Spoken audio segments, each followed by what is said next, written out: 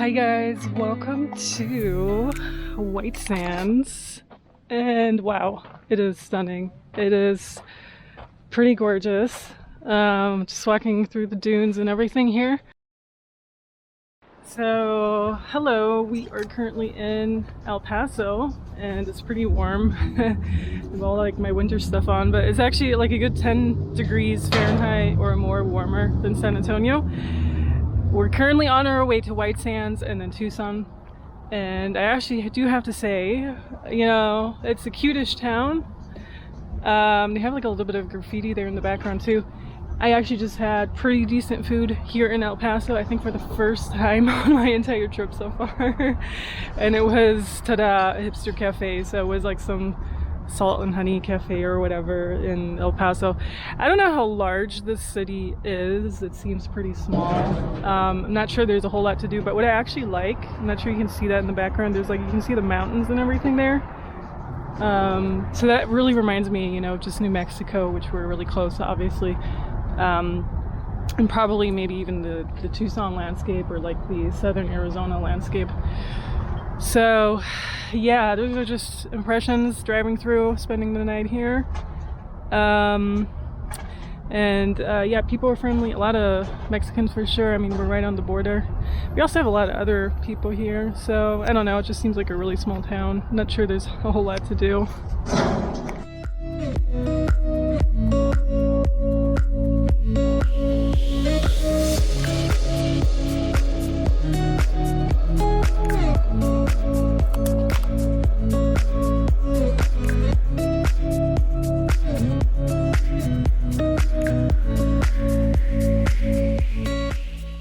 So, you know, it's legit end of January, mid of January, whatever. And pretty decent weather today, so it's not super cold. And you can basically drive a loop throughout the park. And you see a lot of this, you know.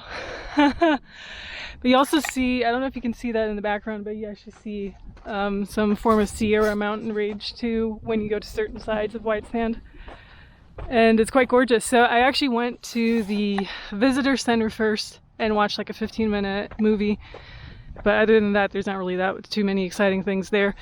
And what I found so interesting was they actually had a little, you know, plaque and little explanations to the park. First of all, the park is supposedly only 10,000 years old according to their history. And before that, they say there was a lake and everything here. Now, wouldn't it be mind-blowing if this was, instead of 10,000 years, it was only like a few thousand years ago or 400 years ago or whatever, and it kind of just disappeared with the next, or the latest mud flood. But what was really interesting is that they actually said parts of White Sand look like Mars. Ta-da! So what do you already know at this point? They're filming all their Mars footage here in White Sands and also certain parts in Arizona probably, or certain parts in New Mexico, Arizona, maybe parts of Texas too. The landscape from El Paso to Mexico was really not that exciting. The drive is kind of whatever. There's really not much exciting stuff. I have to say, you know, like 9 hours straight through Texas so far, I'm not blown away by the landscape really. I think it's more beautiful here in New Mexico and Arizona.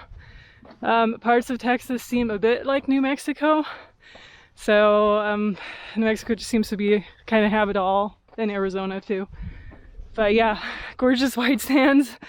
We're on the dunes. Wow, super cool, you guys. This is cool. So they used to have a lot of military experiments here. They still have, I think, an army base. I'm not sure about the Air Force Base or whatever. Air Force Base is closer to Albuquerque, Kirtland and everything, but they have an army base right here. And what was also interesting is that I actually had to go through a border control between Las Cruces, New Mexico, and here.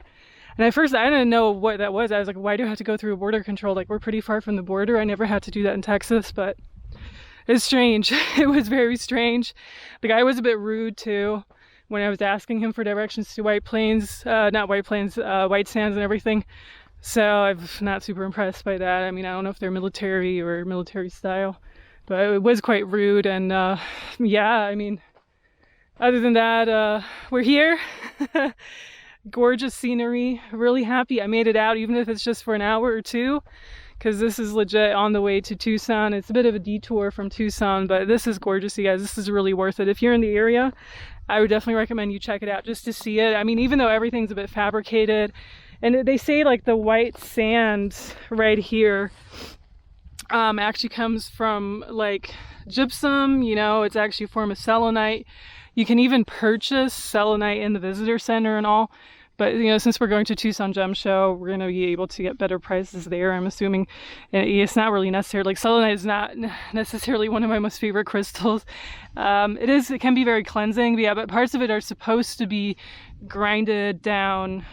Selenite, that kind of came like from the mountains somewhere, you know, just gypsum, whatever. So gypsum and selenite and desert rose, it all belongs to the same family for people who know or who didn't know.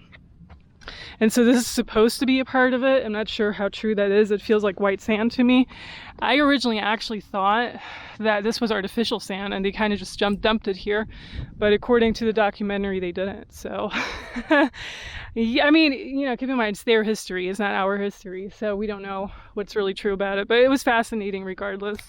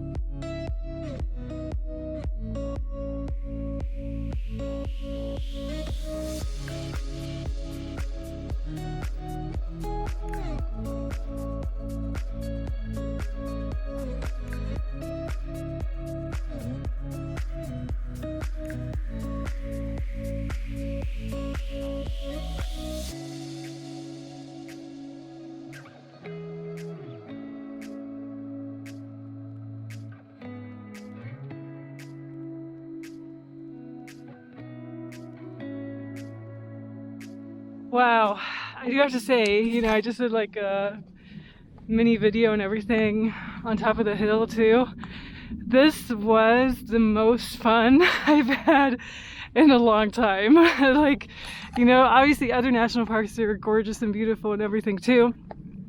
But for some reason, this was legit the most fun I've kind of had. I don't know, it's just so gorgeous. Maybe it's the color white that makes people happy. I don't know. I mean, I got some really good shots and I'm quite happy. So looks like the sun is slowly but surely setting. And we have like a good 5 hours to go until Tucson. So I'm going to spend the night in Tucson. And then after that, I'm actually going to Quartzsite for 1 or 2 days. Then we'll see. But I do have to say, I think energetically, I just kind of vibe with the New Mexico, Arizona landscape a bit better than maybe Texas or Louisiana or whatever. It's quite different out here. I mean, once you see a beautiful landscape, you almost can't go back and unsee it, right? So white sands, put it high on your list.